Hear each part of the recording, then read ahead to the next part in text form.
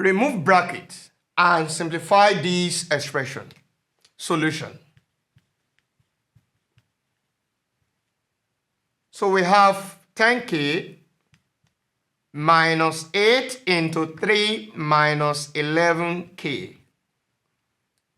So here we have 10k. The multiplier here is what? Is negative. That is minus 8. So the minus 8 will multiply this. What do we have? That will be 8 times 3. We now have minus 24.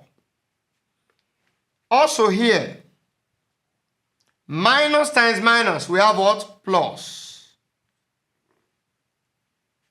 8 times 11, that is 88. So we have 88k here, plus 88k.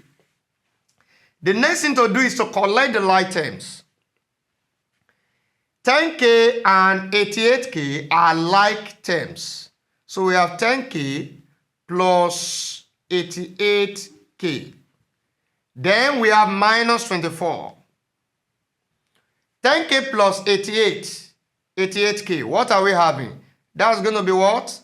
98k. Then minus 24. That is the answer to the question. Thank you.